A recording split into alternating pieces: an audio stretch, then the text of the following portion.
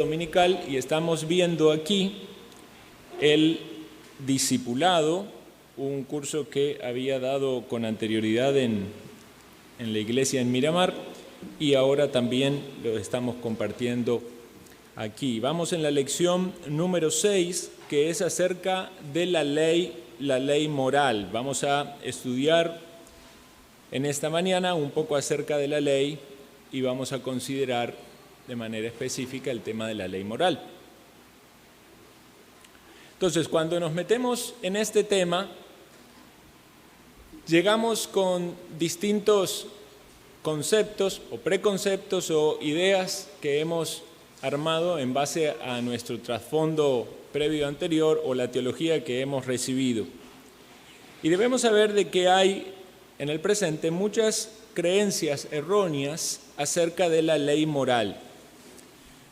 Por ejemplo, en muchos casos se habla de las enseñanzas del Antiguo Testamento como que están totalmente separadas de la idea del Nuevo Testamento. Entonces se habla de la ley como algo que pertenece al Antiguo Testamento, pero que no corresponde para el Nuevo.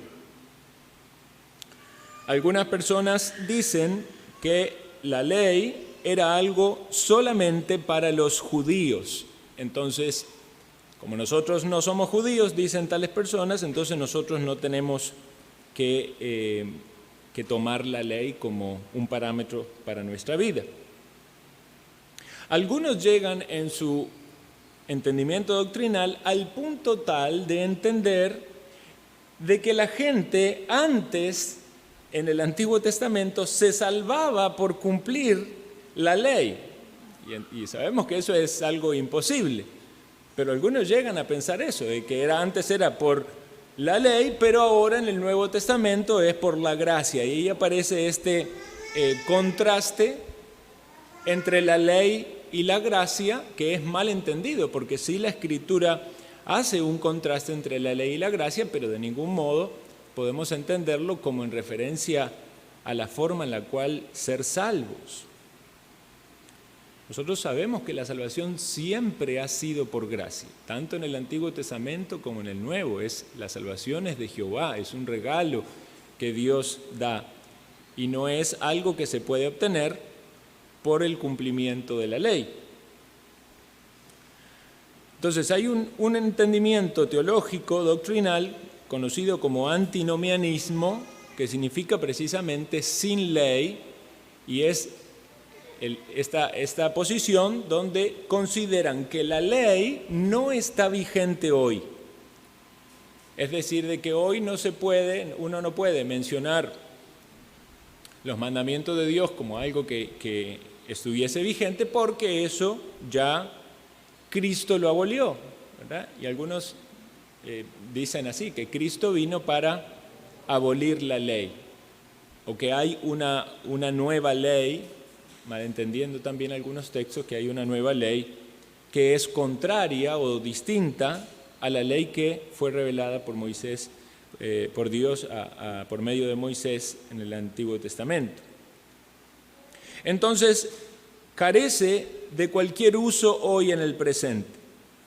Algunos hablan de este pasaje donde habla de la ley de Cristo, como si la ley de Cristo fuese basado en el amor, ¿verdad? Esto es lo que se exalta, el amor, y totalmente distante de la idea de mandamientos. Y esto tiene implicaciones doctrinales muy serias, ¿verdad? Por eso tantas iglesias donde se procura hablar de una manera que no sea chocante, que no marque ninguna falta, ningún pecado, ningún error en las personas, porque eso lo que hace es alejar, separar a la gente. Mejor hablemos del amor, y dentro de ese concepto de amor mucha distorsión. Entonces nosotros necesitamos poder comprender este tema desde la perspectiva bíblica, y debemos saber que a la hora que enfrentamos este tema bíblico hay algunas cosas que son confusas. Por ejemplo, veamos lo que aparece ahí en lo siguiente. ¿Debo obedecer estas leyes?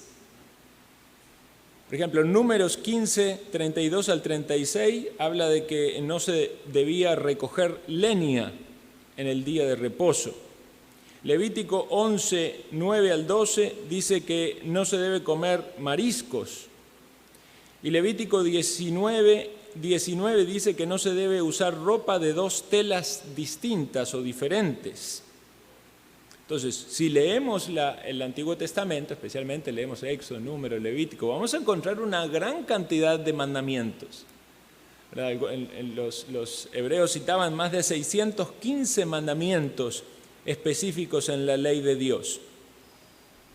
Pero vemos que esos mandamientos apuntan a diferentes ámbitos o aspectos de la vida de las personas y vamos viendo cómo en la revelación progresiva de Dios eso tuvo que ver también con una nación, tuvo que ver con su historia, con la ceremonia que ellos tenían, los rituales, la práctica religiosa.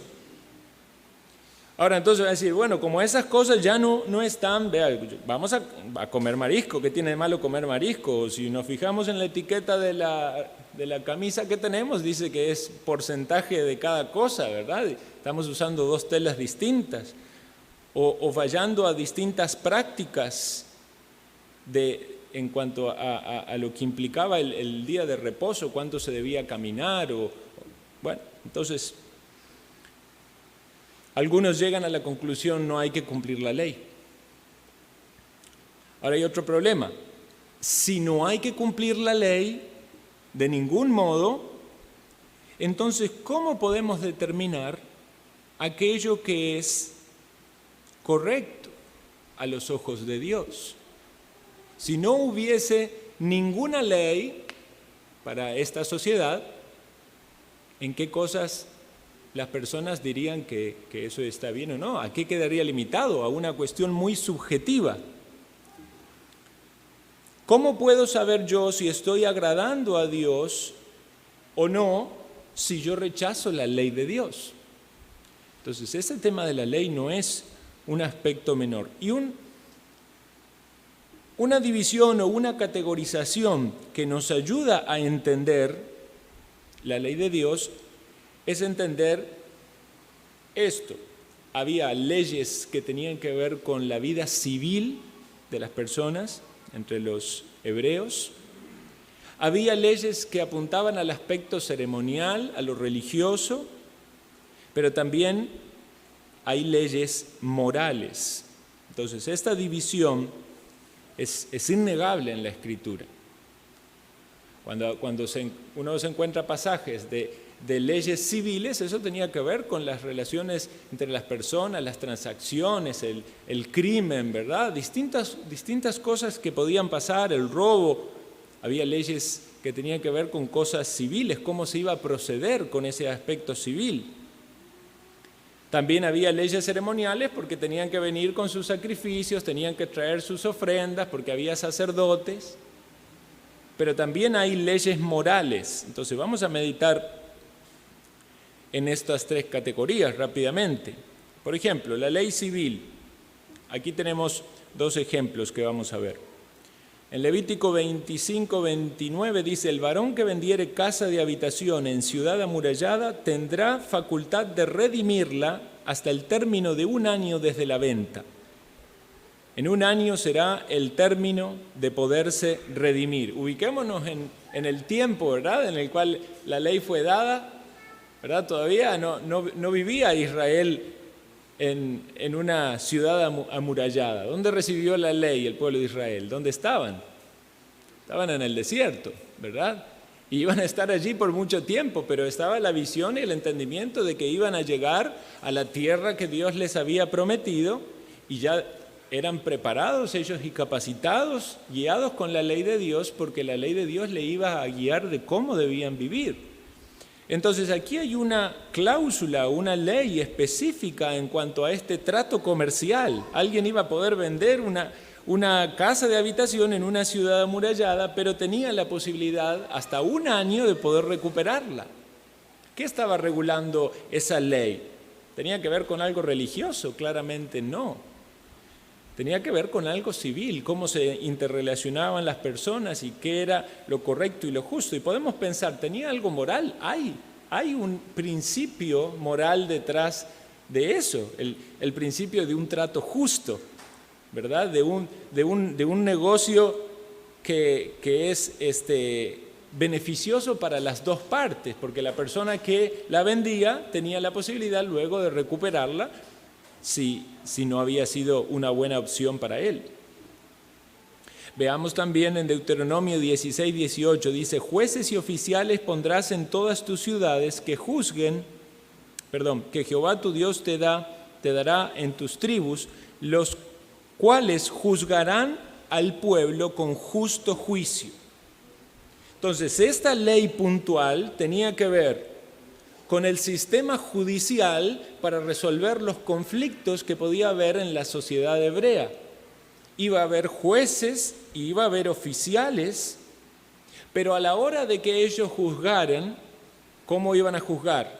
En base a la ley que Dios les proveía para que determinasen qué era lo correcto y lo incorrecto. Entonces, si había un problema, un litigio entre dos hebreos, iban a los jueces, y eso lo vemos, ¿verdad? Históricamente, o iban a los ancianos, o iban a la puerta de la ciudad, donde cada asunto era traído a juicio. Y ya lo vemos desde el inicio, ¿verdad? Cuando Moisés desfallecía, ¿verdad? Y era necesario, él fue guiado, ¿verdad? Aconsejado a que coloque un liderazgo que ejerza en esa tarea de juzgar las cosas entre el pueblo. Ahora, entonces, en esta ley o este aspecto de la ley, que es el aspecto civil, vemos algunas características puntuales. Fue dado a Israel como una nación. Estas leyes y esta práctica de leyes civiles fue específico para el pueblo hebreo. Y debemos recordar que fue un pueblo muy especial porque fue el pueblo elegido por Dios en el cual Él decide derramar sus bendiciones y manifestarse, y entendemos progresivamente también hacia futuro a lo que tendría que ver con toda la iglesia, pero refiriéndonos al cuerpo físico, empezando en una teocracia, o sea, fue Dios que directamente gobernó sobre el pueblo, dio sus leyes. Sabemos que después, por la dureza del corazón de ellos, pidieron tener otro rey, aún eso estaba en la providencia del Señor. Pero veamos cómo en este aspecto de la ley se ve a Dios regulando la justicia y el orden social. Entonces, entendemos que este aspecto de la ley, el aspecto civil de la ley de Dios, no está vigente hoy. ¿Por qué? Porque nosotros no somos la nación de Israel, porque ya no hay una teocracia, o por lo menos no vivimos en países bajo una teocracia, ni aún el mismo Israel, ¿verdad? Sabemos que hay gobiernos humanos, obviamente todos bajo la soberanía divina, pero no estamos en ese periodo particular, por lo tanto las leyes no son las leyes que figuran en la palabra de Dios en lo civil, sino que son las leyes que cada nación tiene, sean justas o sean injustas. Son las leyes en las cuales cada nación se rige y por las cuales se juzga. Pero ¿cómo puede tomar entonces el creyente el aspecto de ver la ley civil? ¿Será que entonces no hay ningún provecho en ello? Puede ser que al leer, digamos, bueno, esto obviamente no lo podemos aplicar, pero sí podemos tomar los principios válidos que están debajo de esa ley que Dios impartió para esa nación.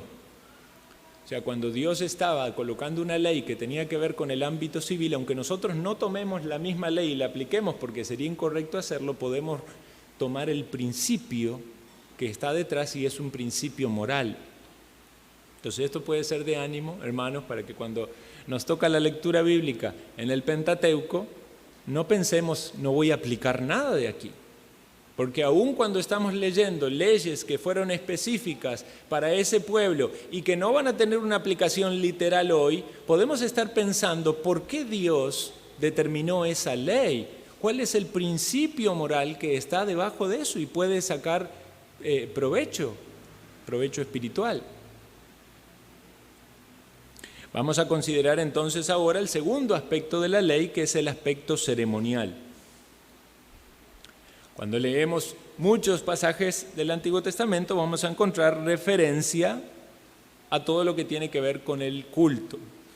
Levítico 7, 37, 38 dice: esta es la ley del holocausto, de la ofrenda, del sacrificio por el pecado, del sacrificio por la culpa, de las consagraciones y del sacrificio de paz, la cual mandó Jehová a Moisés en el monte Sinaí, el día que mandó a los hijos de Israel que ofreciesen sus ofrendas en el desierto Sinaí. Entonces, en el momento en que la ley fue dada como un todo, ¿verdad? Esta categorización de civil, ceremonial y moral es nuestra, es humana, podemos decir, pero no por eso incorrecta, ¿verdad? Pero cuando ellos recibieron la ley, recibieron leyes ceremoniales también. Y estas leyes entonces reflejan o tienen estas características. Era la práctica religiosa de Israel, era la manera en la cual Israel debía entender cómo Dios quería que ellos se acerquen para cumplir con el culto a Dios. Por eso tantos sacrificios, por eso ofrendas, por eso tantas regulaciones en cuanto al sacerdocio, por eso ese entendimiento de aquello que era inmundo o cómo algo tenía que ser limpio, y toda esta gran variedad de detalles puntuales en la práctica religiosa tenían figuras de algo que apuntaba específicamente a Cristo, ¿verdad? Dice que eran sombras de los bienes venideros. Ninguna de estas prácticas religiosas podían hacer que la persona tuviese la salvación en sus méritos. No era la práctica religiosa que le concedía la salvación. Vean lo que dice Hebreos capítulo 10, versículo 1. Aparece allí en pantalla. Dice: porque la ley, teniendo la sombra de los bienes venideros, no la imagen misma de las cosas, nunca puede, por los mismos sacrificios que se ofrecen continuamente cada año, hacer perfecto a los que se acercan. Entonces, en todo ese esfuerzo religioso de cumplir con ese ceremonialismo y en esos sacrificios, no estaba la virtud en eso mismo como para que esas personas se perfeccionasen, porque estaríamos hablando de salvación por obras. Pero sin embargo, estas leyes ceremoniales estaban dando mucha tipología y figuras que estaban anunciando algo mucho más grande, mucho más sublime, más supremo, que tiene que ver con la obra de Cristo. Y entonces aquellos que llegaban en el cumplimiento de esa ley, no como buscando la justicia en la ley o en sus obras, sino con la fe o la expectativa en el Salvador, en el Mesías. Por eso ese cuadro, ¿verdad?, del Cordero, de la ofrenda por el holocausto, del que quita la culpa. Entendemos que esos sacrificios cubrían la culpa, pero no lo quitaban, ¿verdad? Era necesario la venida del Mesías. Hebreos capítulo 10, versículo 11 al 14, dice: y ciertamente todo sacerdote está día tras día ministrando y ofreciendo muchas veces los mismos sacrificios que nunca pueden quitar los pecados. Pero Cristo, habiendo ofrecido una vez para siempre un solo sacrificio por los pecados, se ha sentado a la diestra de Dios, de ahí en adelante esperando hasta que sus enemigos sean puestos por estrado de sus pies, porque con una sola ofrenda hizo perfecto para siempre a los santificados. Entonces, vemos todas esas cosas en el Antiguo Testamento, en la ley, ¿verdad?, en el Pentateuco, y eso debe ser una guía también para que nosotros lo leamos y podamos comprender el propósito de Dios con estas cosas. ¿Qué era? Bueno, era guiarnos a Cristo, era mostrarnos que todas estas cosas eran figuras, eran sombras de la venida del Mesías, y es que en Él se cumple lo que la ley no podía cumplir. Entonces, debemos considerar aquí de estos dos aspectos, tanto el aspecto civil como el aspecto ceremonial de la ley fue abolido, fue derogado. Por eso nosotros no seguimos haciendo sacrificios ni practicamos de la misma manera que los hebreos la liturgia. ¿Por qué? Porque entendemos que eso ya no es necesario. ¿Por qué no es necesario? Porque en Cristo todo eso tuvo su cumplimiento. Por eso nosotros no practicamos las leyes civiles, no corresponde. ¿Por qué? Porque es otro el tipo de gobierno y sabemos que Cristo es nuestro Rey, pero no es nuestro Rey en el sentido, en este momento lo entendemos como de un gobierno humano. Él vendrá y reinará sobre todos y mostrará, ¿verdad?, su gran poder, derrotará a todos sus enemigos, pero en este momento el reino de Cristo es un reino espiritual y Él reina sobre su iglesia. Entonces, no hacemos fuerza para querer traer los aspectos civiles a esta sociedad o traer la ley ceremonial al culto porque no tiene un sustento bíblico, no es el propósito del Señor. Pero, ¿qué hacemos? Tomamos de esas cosas los principios morales, porque la palabra de Dios es buena, es útil para instruir, para redarguir, para corregir, ¿verdad? Y vamos a valorizar esos principios morales o vamos a valorizar esas figuras que hay y vamos a considerar la obra de Cristo. Ahora vamos a meditar entonces en la ley moral. Y la ley moral está expresada en las 2 tablas de piedra que Dios escribió con su dedo y se las concedió a Moisés en los 10 mandamientos. Y es bien importante entonces que procuremos conocer los 10 mandamientos y los aprendamos. Yo no sé cuál es el entorno, si alguno de ustedes creció en un hogar cristiano o fue a una iglesia desde niño, pero por ejemplo en el caso mío, rara vez cuando yo iba a la iglesia escuchaba hablar de los 10 mandamientos y no me los enseñaron a los 10 mandamientos ni aún yo creo que en el seminario, ¿verdad?, donde también se consideraba la ley como algo para los judíos, no había un énfasis en aprender los mandamientos de Dios.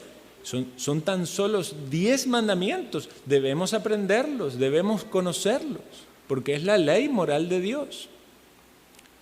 Entonces, en la iglesia allí en Miramar, ¿verdad?, durante bastante tiempo estuvimos estudiando los mandamientos, en los catecismos con los niños se enseñan los 10 mandamientos, se memorizaron. Nosotros aquí también tenemos que avanzar en esa dirección, aprender los mandamientos del Señor, conocerlos, tenerlos claros en nuestra mente, ¿verdad? De modo que si alguien pregunta, ¿cuál es el 6.º mandamiento? Usted tiene que saber cuál es. ¿Cuál es el 4.º mandamiento? Usted tiene que saber cuál es. ¿Cuál es el primer mandamiento? Muchas veces no sabemos ni cuál es el primer mandamiento. ¿Cuál es el primer mandamiento? ¿Quién le puede decir? No tendrás dioses ajenos delante de mí. Bien, entonces tenemos que conocer los mandamientos de Dios. Tenemos que hacer ese esfuerzo por tenerlos claros, presentes. Deben ser nuestra meditación, debe ser algo a lo cual apreciamos, valoramos. Pero debemos también saber de que la ley existía antes de que Dios concediese los mandamientos. Ya había ley. Esa ley ya estaba escrita en el corazón de las personas. Porque sabemos, por ejemplo, después de la caída en el pecado del hombre, ¿verdad?, de Adán y Eva cayeron, fueron sacados del huerto, sabemos que Caín mató a Abel. Como dijimos antes, no estaba el mandamiento no matarás, pero Caín sabía que había hecho algo malo. ¿Por qué? Porque la ley estaba escrita en el corazón de las personas. Dios la puso allí y puso también el testimonio de la conciencia, que aunque la conciencia no es un testigo que siempre va a decir las cosas perfectas, porque también puede ser cauterizada, ¿verdad?, o puede ser amoldada aún a algo incorrecto, pero sin embargo, de algún modo la conciencia, cuando no está demasiado corrompida, va a guiar a esa ley que Dios escribió en el corazón.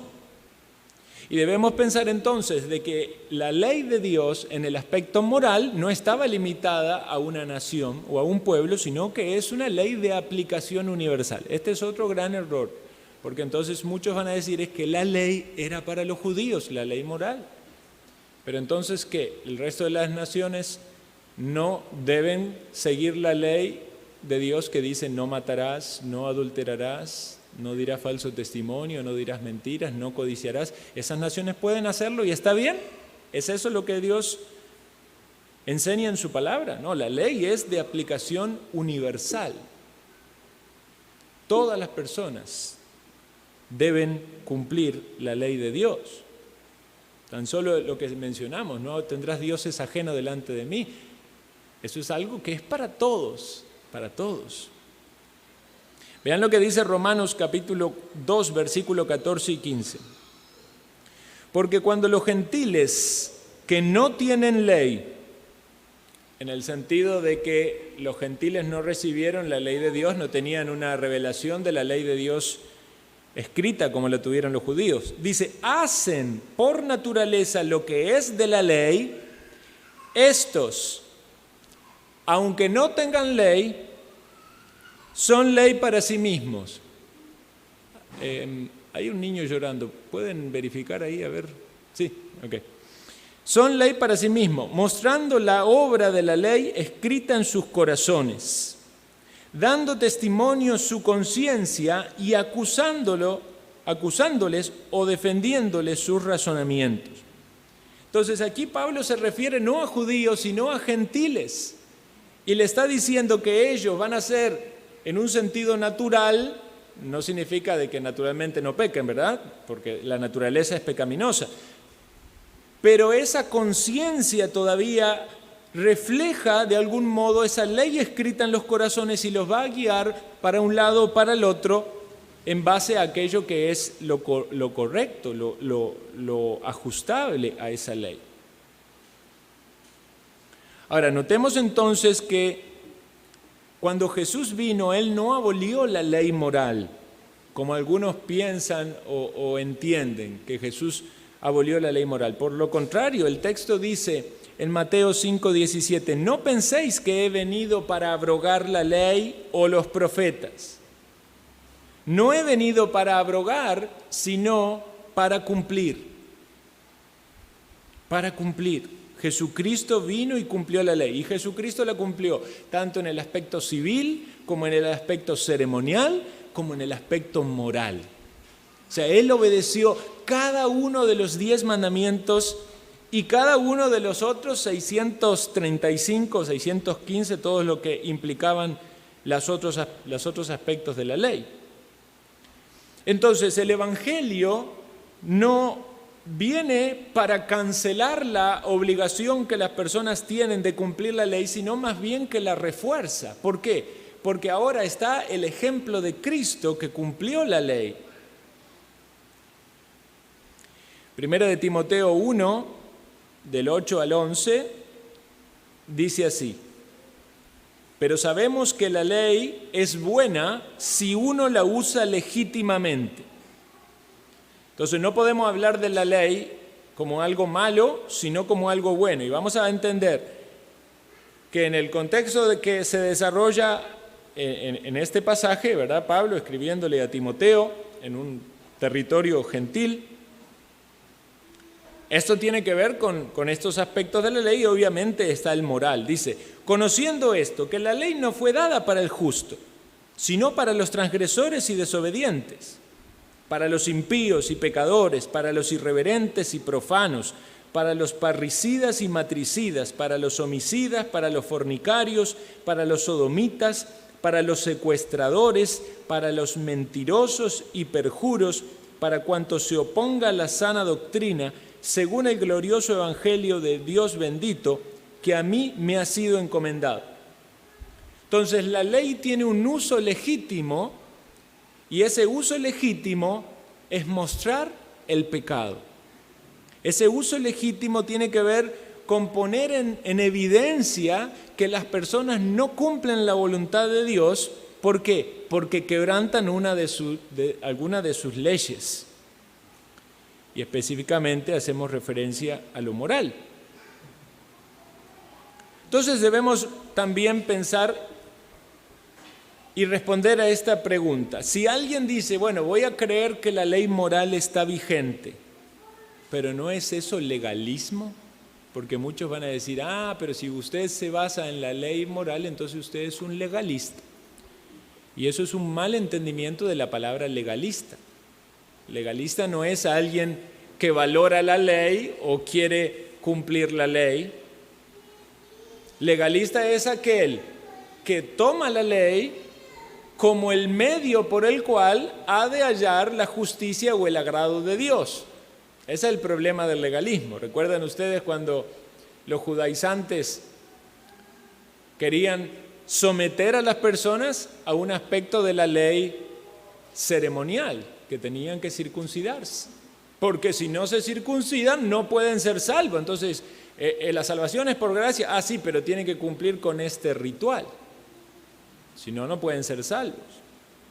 Y eso llevó al concilio en Hechos capítulo 15 y toda la explicación, ¿verdad?, de cómo la salvación es por gracia, un don de Dios. Ahora vean lo que dice este texto, Romanos 3, 19, 21. Pero sabemos que todo lo que la ley dice, lo dice a los que están bajo la ley, para que toda boca se cierre y todo el mundo quede bajo el juicio de Dios. Bien claro ese pasaje. ¿Quiénes están bajo el juicio de Dios? Todo el mundo.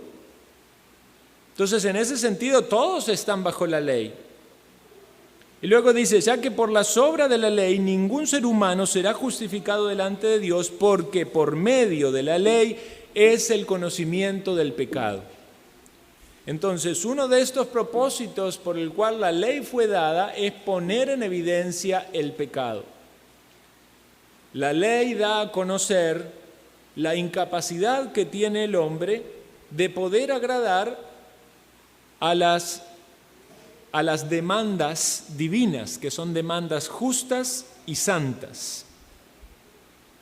Entonces, creer que la ley moral está vigente hoy de ningún modo es legalismo.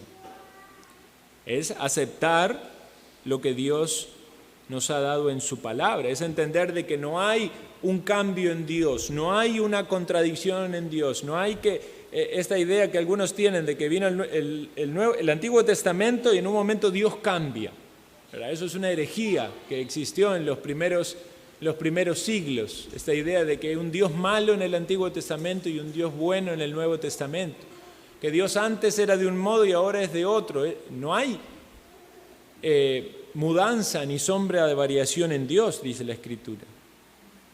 Entonces pensemos, ¿cuáles son los usos correctos de la ley? Porque dice el texto, si uno la usa legítimamente es buena. ¿Cuáles son esos usos legítimos o esos usos correctos?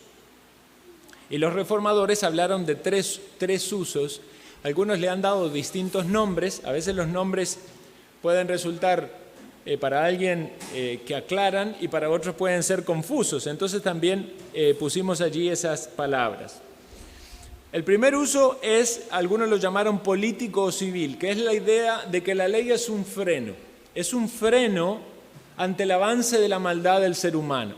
Como decimos, si no hubiese ley, las personas entonces no tendrían temor al castigo, porque no habría ley bajo la cual ser castigada, entonces podrían avanzar en todo lo que quieren hacer conforme a los malos deseos de su corazón. Pero al haber ley hay un freno. Vamos a poner un ejemplo sencillo. La restricción vehicular. Vea qué ejemplo tan sencillo, ¿verdad? ¿Cuánta gente no sale? Porque hay una ley. Y a veces hasta ni siquiera hay castigo, ¿verdad? Porque a veces no hay alguien que esté chequeando, ¿verdad? Hay gente que se la juega y sale y hay muy poco, ¿verdad? Pero la gente, ¿por qué no sale? Porque la ley pone un freno. El temor al castigo o a la posibilidad del castigo ya es un freno. Entonces, cuando Dios da su ley, la da en el corazón y la da luego escrita y la da clara, hay un freno en esta sociedad. Imagínense lo que sería esta sociedad si no hubiese ley de Dios.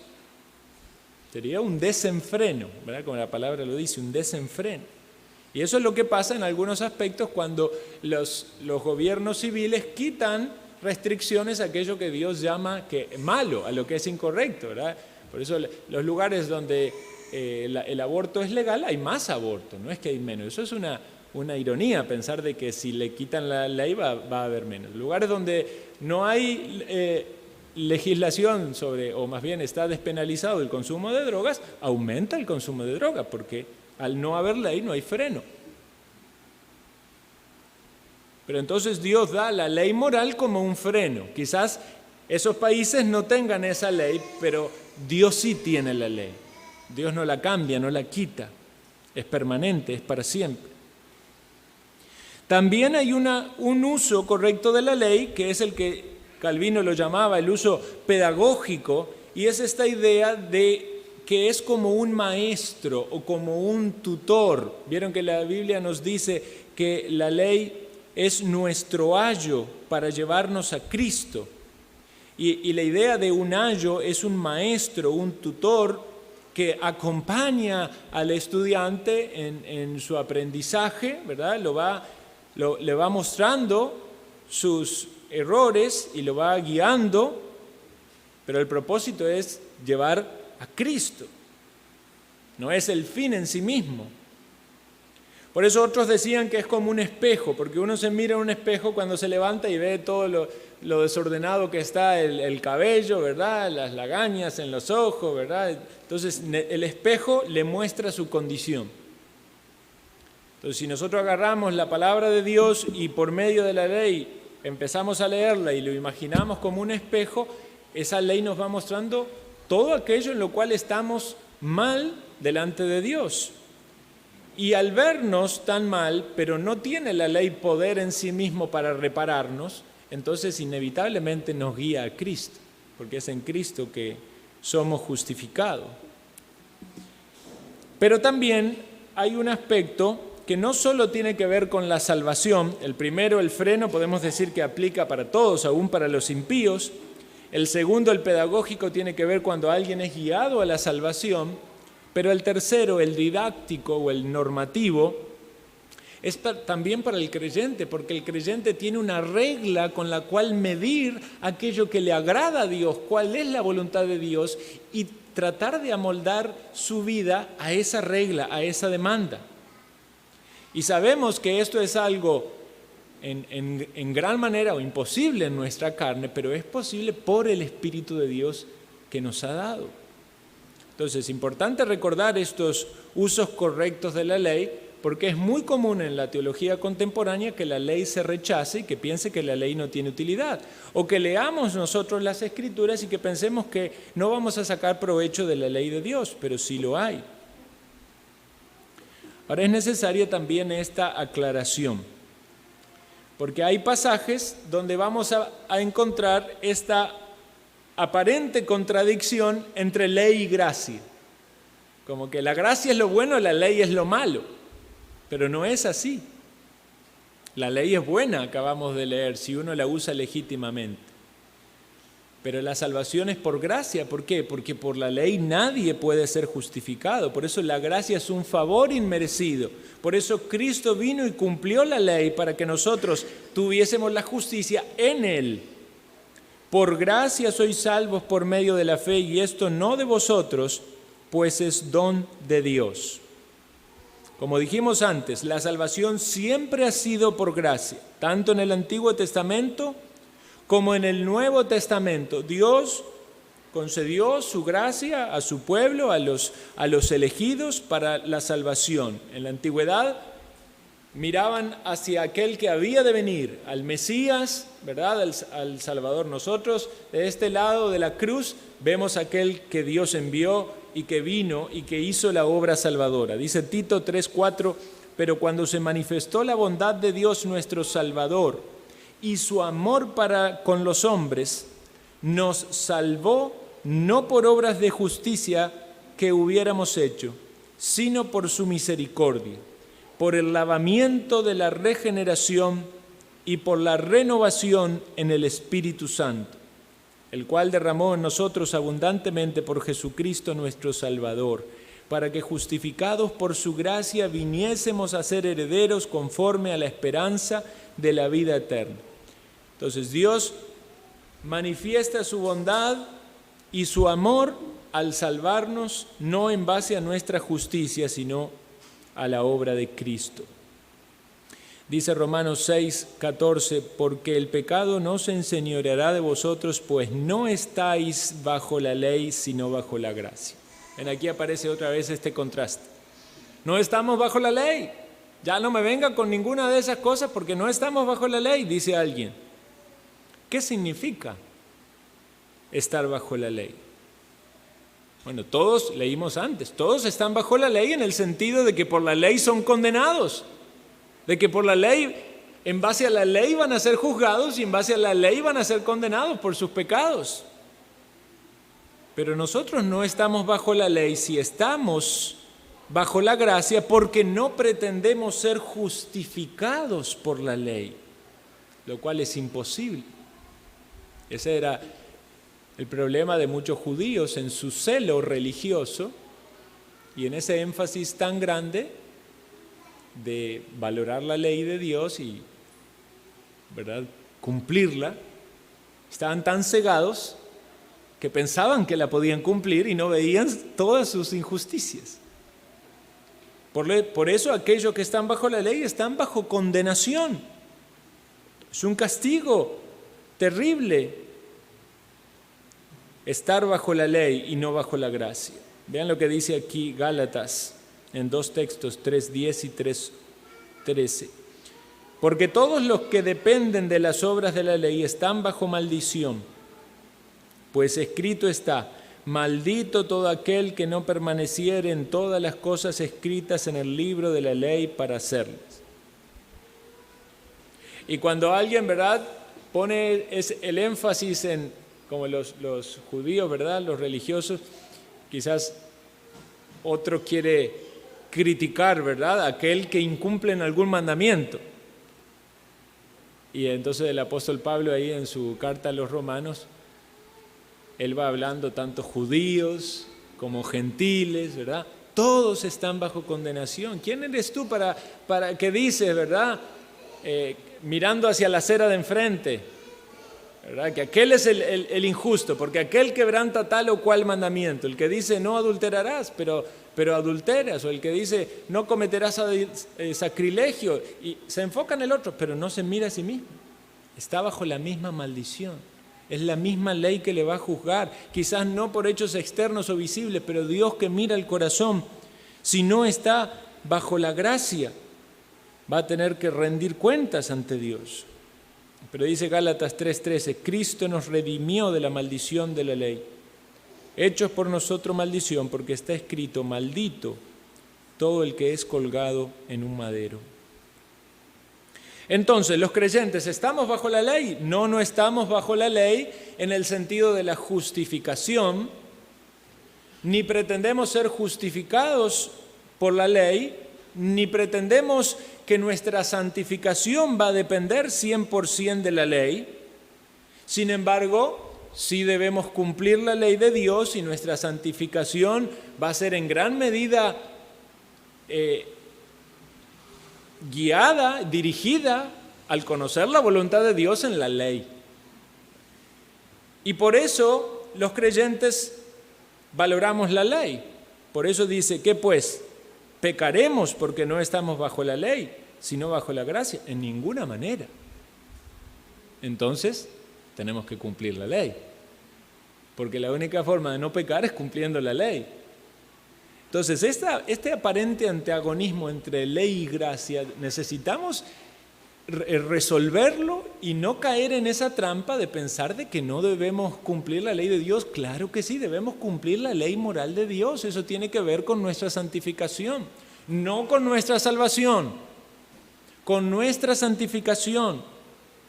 Porque cuando hacemos morir nuestro viejo hombre, lo que estamos haciendo morir es todas aquellas cosas en nosotros que quebrantan los mandamientos de Dios.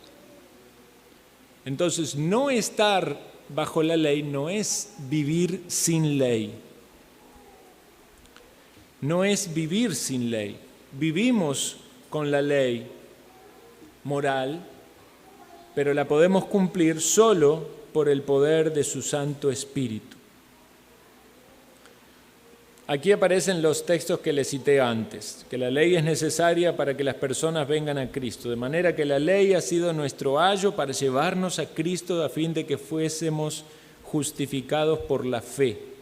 Y este es un texto que hace poco leímos y hoy lo vamos a ver de nuevo en San Juan 1:17, porque la ley por Moisés fue dada, pero la gracia y la verdad vinieron por Jesucristo, por medio de Jesucristo. De ningún modo hay un antagonismo allí. ¿Cómo reveló Dios la ley? ¿Quién utilizó? Moisés. Le dio las tablas de piedra y él dio a conocer la ley de Dios. ¿Y cómo vino la gracia? Vino por Jesucristo. ¿Cómo vino la verdad completa de la salvación? ¿Se resolvía en la ley? No, era necesaria la gracia manifestada en Cristo y en su obra. Entonces en Cristo Jesús tenemos la gracia salvadora. Efesios 2:4, pero Dios, que es rico en misericordia por su gran amor con que nos amó, aún estando nosotros muertos en pecado, nos dio vida juntamente con Cristo. Por gracia sois salvos. Entonces la gracia no abroga la ley, ni la anula, ni contradice la ley moral de Dios. En su lucha, el apóstol Pablo lo expresa así, en su lucha por la santificación, había allí un elemento sumamente importante para actuar en él esa santificación. Dice, de manera que la ley a la verdad es santa y el mandamiento santo, justo y bueno. ¿Recuerdan el contexto? Que él decía, no hago lo que quiero, sino lo que no quiero, eso hago, ¿verdad? Y encuentro esta ley, ahí habla de una ley en sus miembros, pero también habla de la ley en referencia a la ley de Dios. Romanos 7:22, porque según el hombre interior me deleito en la ley de Dios. ¿Cuál es esa ley de Dios? No era la ley de los sacrificios ni la ley civil, era la ley moral que le decía cómo él debía vivir. Y por eso el siguiente capítulo habla de que no hay ninguna condenación, aparece allí en pantalla, la ley de Dios solo puede ser cumplida por el poder del Espíritu Santo. Romanos 8:1. Ahora pues, ninguna condenación hay para los que están en Cristo Jesús, los que no andan conforme a la carne, sino conforme al Espíritu. ¿Cómo nos hace andar el Espíritu de Dios en este mundo? De acuerdo a la ley de Dios. El Espíritu de Dios nos hace andar como Cristo, nos hace seguir su ejemplo, nos hace seguir sus pisadas. Y lo que Jesucristo hizo es vivir de acuerdo a la ley de Dios. Entonces este tema de la ley no es menor, hermanos, en nuestro conocimiento de Dios y de su palabra. Y está colocado aquí en el discipulado porque nosotros, como discípulos de Cristo, tenemos que tener un entendimiento de la Escritura y este tema es coyuntural en la doctrina. De hecho, en nuestra confesión de fe, ¿verdad?, hay un capítulo donde se habla de la ley de Dios. Nosotros como iglesia local nos distinguimos en este entendimiento de la ley de Dios y hay muchísimas aplicaciones prácticas que se desprenden de eso, de comprender la ley de Dios. Por ejemplo, ¿por qué nosotros decimos que el domingo es el día de reposo? Porque eso tiene que ver con el cuarto mandamiento. Y entendemos que es el día del Señor, ¿verdad?, a la luz del Nuevo Testamento, de la resurrección de Cristo y la revelación bíblica, pero no dejamos de lado de que la vigencia de la ley de Dios en el cuarto mandamiento está allí y se cumple allí, en separar un día de cada 7 para dedicarlo para el reposo y para la adoración de nuestro Dios. Y más adelante en el curso vamos a tocar ese tema específico del día de reposo, porque es un tema de controversia en muchas, o más bien de desconocimiento, rechazo en otras corrientes doctrinales. Pero nosotros creemos en la vigencia de la ley moral, tenemos que entender para poder explicar a otros estos aspectos de la ley, tenemos que poder entender y explicar a otros también los usos de la ley, pero por sobre todo en nuestra vida práctica, nuestra manera de vivir, nuestro diario vivir, tenemos que saber de qué modo la ley nos va a beneficiar y nuestra actitud frente a la ley. ¿Es usted de aquellas personas que cuando ven una ley de Dios siente rechazo, ¿verdad? Y piensa, no, mejor voy a pensar en el amor de Dios en Cristo, como si eso fuera algo contradictorio? Digamos como el salmista, que se deleitaba en la ley de Dios, ¿verdad? Salmo 119, leamos, cada uno de los versículos hace una referencia a la ley de Dios, los testimonios de Dios, los juicios de Dios, los mandamientos, los estatutos, todo tiene que ver con la ley de Dios. Entonces valoremos la ley de Dios y veamos cuán glorioso y cuán maravilloso es entender que es buena para nuestra vida si lo vemos a la luz de la obra y del sacrificio de Cristo. Oremos.